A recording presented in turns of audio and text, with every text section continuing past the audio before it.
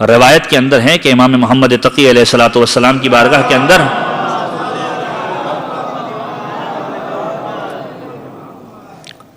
رحمت پروردگار ائمہ طاہرین ہیں.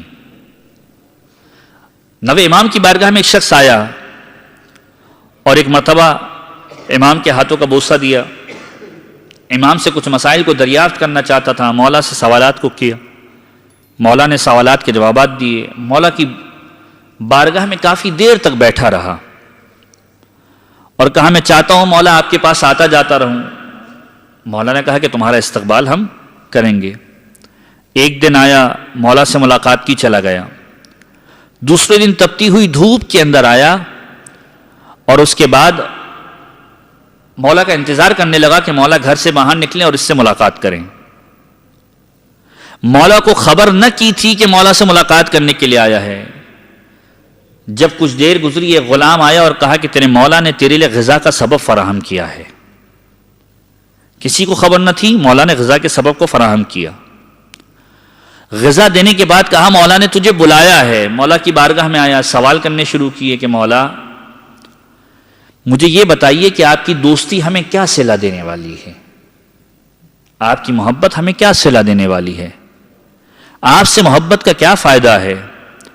نوے امام نے اس کو مخاطب کیا اور یہ جملہ کہا کہ میرے بابا چھٹے امام صادق آل محمد امام جعفر صادق علیہ السلام کی بارگاہ میں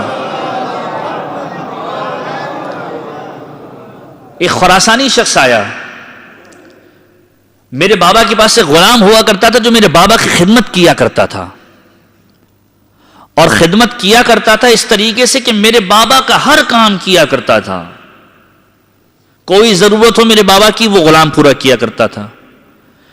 ایک دن آیا کہ میرے بابا یعنی چھٹے امام مسجد کے اندر گئے, اور جب مسجد کے اندر گئے بہت سارے خراسانی افراد میرے بابا سے ملنے کے لیے آئے. غلام کو بلایا اور غلام سے کہا کہ ہم چاہتے ہیں کہ تم اپنے آقا و مولا سے پوچھو کہ تمہیں غلامی سے نکال کر ہمیں غلامی میں لے لیں. ہم مال و دولت والے ہیں, دولت مند ہیں, صاحب ثروت ہیں, جتنی دولت ہے تمہیں دے دیں گے, تم بس یہ کام کرو کہ تم اپنی جگہ پر ہمیں لگوا دو. اب یہ نوے امام چھٹے امام کا پورا واقعہ کوٹ کر رہے ہیں اس مومن سے کہ تم یہ کام کرو کہ ہمیں اپنی جگہ پر لگوا لو. تمہیں زندگی کے اندر شاید بہترین موقع نہ ملے گا, جا کے اپنے آقا مولا سے پوچھو اور پوچھ کر پھر ہمیں آ کر بتلا دو.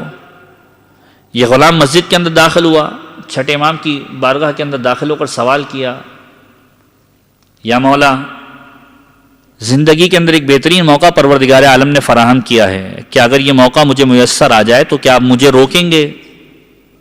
اب مولا کے جملے واقعاً بڑے خوبصورت ہیں. مولا نے کہا میں تجھے روکوں گا نہیں, لیکن تجھے بہترین موقع فراہم ضرور کروں گا. تجھے روکوں گا نہیں, لیکن تجھے بہترین موقع ضرور فراہم کروں گا. اس نے پوری رودات سنائی کہ ایک صاحب ثروت شخص باہر آیا اور کہتا ہے کہ میں آپ کی غلامی سے دستبردار ہو جاؤں اور اس کو آپ کا غلام بنا دوں. وہ صرف آپ کی غلامی کرنا چاہتا ہے, نتیجتاً مجھے اس کی مال و دولت مل جائے گی, میں صاحب ثروت ہو جاؤں گا. مولا آپ کو اعتراض تو نہیں ہے؟ مولا نے کہا مجھے کوئی اعتراض نہیں ہے. اب جب مڑ کے جانے لگا, مولا نے کہا میں نے تجھے کہا تھا موقع ضرور دینے والا ہوں, اب ایک چیز سنتا جا. روز قیامت جب پروردگار عالم کی بارگاہ میں سارے کے سارے افراد جمع ہوں گے, سب سے پہلا نور جو پروردگار کی بارگاہ میں جمع ہوگا وہ پیغمبر خدا کا نور ہوگا.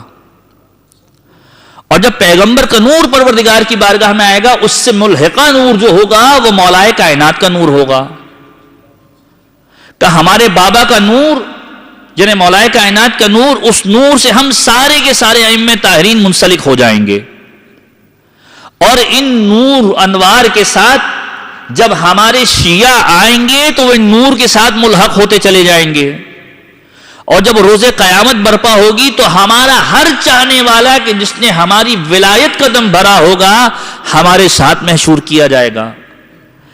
اب تو جانا چاہتا ہے تو چلا جا. راوی کہتا ہے کہ شخص باہر نکلا اور باہر آ کر اسٹریٹ فارورڈ اس شخص سے کہا کہ اب میں مولا کی غلامی کو نہیں چھوڑنا چاہتا. خراسانی شخص جو آیا تھا مولا سے ملاقات کے لیے, ایک مرتبہ کہا کہ یہ تو بتا, جاتے وقت تیرے چہرے کے تاثرات کچھ اور تھے, واپس آتے وقت تیرے چہرے کے تاثرات کچھ اور ہیں. گیا تو اس خوشی کے ساتھ گیا تھا کہ واپس آنے کے بعد اس آفر کو قبول کرے گا، واپس آیا تو اتنی ریجڈنس کے ساتھ آ رہا ہے کہ اب یہ آفر تجھے قبول ہی نہیں کرنی، وجہ کیا ہے؟ کہا وجہ یہ ہے کہ مجھے معلوم ہے کہ میرے مولا کی بارگاہ میں رہنے کی وجہ سے مجھے کیا ملنے والا ہے، یہ وہ دولت ہے جو مجھے دنیا کے کسی گوشے میں نہیں مل سکتی، یہ محبت اہل بیت کی وہ نعمت ہے کہ جو کسی اور کو نہیں مل سکتی، لہذا میں اس سے دور نہیں ہونا چاہتا۔ جب مولا کائنات کی بارگاہ کے اندر ایک شخص آیا اور کہا مولا میرے غریب خانے پہ تشریف لے آئیے، مولا نے بڑا عجیب جملہ کہا۔ مولا نے جملہ یہ کہا کہ میں کسی غریب کے گھر پہ جاتا نہیں ہوں، نعوذ باللہ من ذالک۔ کوئی ایسا جملہ نہیں ہے کہ جس سے مولا کی توہین کی جا رہی ہوں۔ مولا نے کہا میں کسی غریب کے گھر پہ نہیں جاتا۔ کہا مولا ہم آپ کی ولایت کا دم بھرتے ہیں، پیغمبر کے بعد آپ پر ایمان لے کر آئے ہیں، آپ کی امامت کے اندر جی رہے ہیں، ایک شخص آپ کو بلا رہا ہے اور آپ کہہ رہے ہیں کہ ہم کسی غریب کے گھر پہ نہیں جاتے۔ مولا نے کہا کہ کس نے کہا کہ تو غریب ہے؟ کس نے کہا کہ تو غریب ہے؟ کہ مولا آپ کا جملہ تو یہی بتلا رہا ہے۔ مولا نے سوال کیا ذرا یہ بتلا کہ اگر میزان کو لایا جائے، ایک پلڑے کو لایا جائے، دنیا کی ساری دولت ایک طرف رکھ دی جائے اور دوسری طرف تجھ سے کہا جائے کہ دنیا کی ساری دولت لینے کے بعد میری محبت کو دل سے نکال دے، کیا ممکن ہے؟ کہا مولا ممکن نہیں ہے۔ دنیا کی ساری دولت کو ایک طرف رکھ دیا جائے، آپ کی محبت کو ایک طرف رکھ دیا جائے۔ مولا نے کہا کہ پھر تو غریب کیسے ہو گیا؟ جب پلڑے کے ایک میزان کے اندر دنیا کی ساری دولت آ جائے، دوسری طرف حب علی نہ آ پائے، تو سمجھ لو کہ حب علی وہ چیز ہے کہ دنیا کی ساری دولت کے اوپر بھاری ہے۔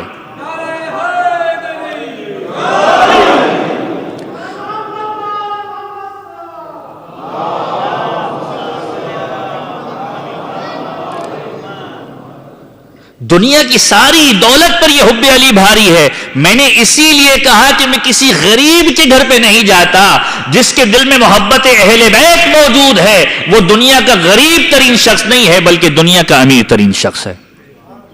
یہ رحمت پروردگار نے ہمیں عطا کی ہے کہ ہمیں خاندان اہل بیت سے متمسک رکھا ہے۔ اگر ہم اہل بیت سے منسلک نہ ہوتے، اہل بیت سے متمسک نہ ہوتے، تو ہمیں دعاؤں کا نہ سلیقہ آتا نہ عبادت کرنے کا سلیقہ آتا۔ راتوں کو جاگ کر اگر عبادت کرنا سکھایا ہے تو سید الساجدین نے سکھایا ہے۔